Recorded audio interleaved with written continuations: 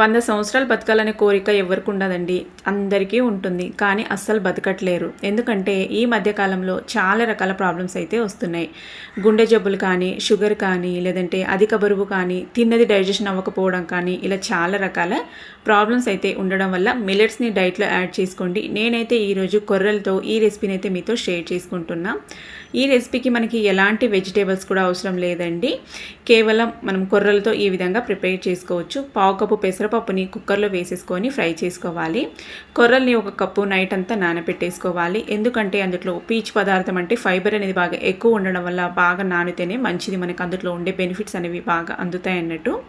ఇంకా పెసరపప్పులో వేసేసుకొని కడిగేసుకొని పొయ్యి మీద పెట్టేసుకొని మనము వంతుకి 4 వంతులు అన్నట్టు నీళ్ళైతే వేసుకోవాలి. అంటే ఒక కప్పుకి 3 కప్పులు లేదంటే 4 కప్పుల నీళ్ళైతే వేసుకోవాలండి. పెసరపప్పు కూడా వేసింటాం కాబట్టి కొంచెం నెయ్యి వేసుకొని మనం ఒక 2-3 విజిల్ వచ్చేంత వరకు ఉడికించుకున్నామంటే సాఫ్ట్గా మగ్గిపోతుంది. నేనైతే 2 విజిల్ వచ్చేంత వరకు ఉడికించానండి. నైట్ అంతా నానబెట్టింటాం మిల్లెట్ని, అలాగే పెసరపప్పు కూడా తొందరగా ఉడికిపోతుంది కాబట్టి ఇంకా దీన్ని అయితే బాగా మిక్స్ చేసుకొని కన్సిస్టెన్సీ అనేది మనకి పొంగల్లాగా లూజ్ కన్సిస్టెన్సీలో ఉండాలి. ఇప్పుడు కొంచెం నూనె, కొంచెం నెయ్యి వేసుకొని అందులోని పోపులు అయితే వేసుకోవాలి. పచ్చిశనగపప్పు, మినప్పప్పు, ఆవాలు, జీలకర్ర, జీడిపప్పు, ఎండుమిర్చి, ఈ విధంగా అన్ని రకాల పోపులు వేసుకున్నామంటే మనకి పొంగల్ అనేది చాలా బాగా టేస్టీగా వస్తుంది. ఫ్లేవర్ బాగా టేస్టీగా రావడానికి పచ్చి కరివేపాకు వేసుకోండి, అప్పుడే చాలా బాగుంటుంది.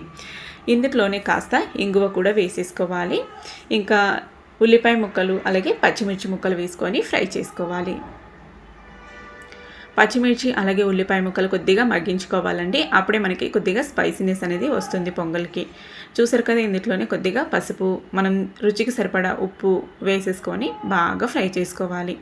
టేస్ట్ అయితే చాలా బాగుంటుందండి. పచ్చి అల్లం వేసుకోండి, చాలా బాగుంటుంది. అల్లం వెల్లుల్లి పేస్ట్ అయితే వేస్తున్నాను, ఫ్రెష్గా నూరిన అల్లం వెల్లుల్లి పేస్ట్ ఇదైతే.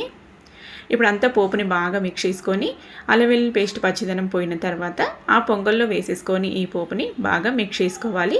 సన్నగా కట్ చేసుకున్న కొత్తిమీర తురుము కూడా ఒక గుప్పడంతా వేసుకొని ఒక 2 నిమిషాలు ఉడికించారంటే పొంగల్ అయితే రెడీ అయిపోతుంది. నచ్చితే తప్పకుండా ట్రై చేయండి.